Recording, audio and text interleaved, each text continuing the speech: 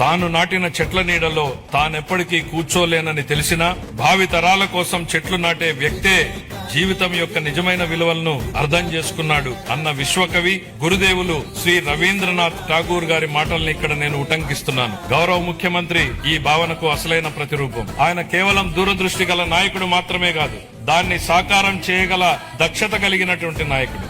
తన దార్శనికతతో అమలు చేస్తున్న విధానాలు భావితరాలకు మేలు చేస్తాయన్న దృఢ విశ్వాసంతో వాటి సాధనకు అహర్నిశలు నిస్వార్థంగా కృషి చేస్తున్న గొప్ప నాయకుడు. సమాజ క్షేమం కోసం 365 రోజులు అవిశ్రాంతంగా ఒక తపస్సులాగా పనిచేస్తున్నారు.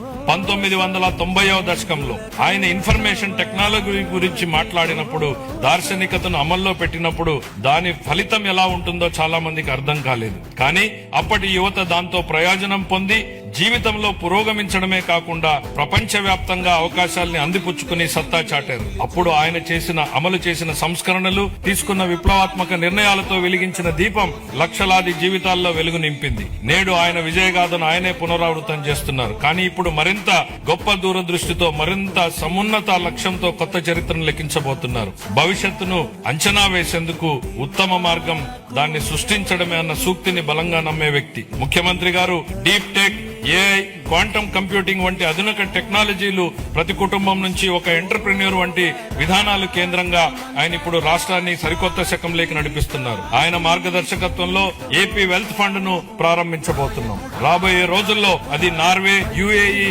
సావరిన్ వెల్త్ ఫండ్స్ లా విస్తృతమై మొత్తం రాష్ట్రాన్ని నడిపించడానికి సరిపోవచ్చు. నాతో సహా ఈనాటి సమాజానికి ఈ టెక్నాలజీల ప్రాముఖ్యత అర్థం కాకపోవచ్చు. కానీ ఆయన ఐటీ రంగంలో చూపిన చొరవ వల్ల 1990లో నాటి యువతరం లబ్ధి పొందినట్టే ఈనాటి యువత కూడా ఏఐ, డీప్ టెక్, క్వాంటమ్ టెక్నాలజీతో భవిష్యత్తు ఖచ్చితంగా లబ్ధి పొందుతుంది.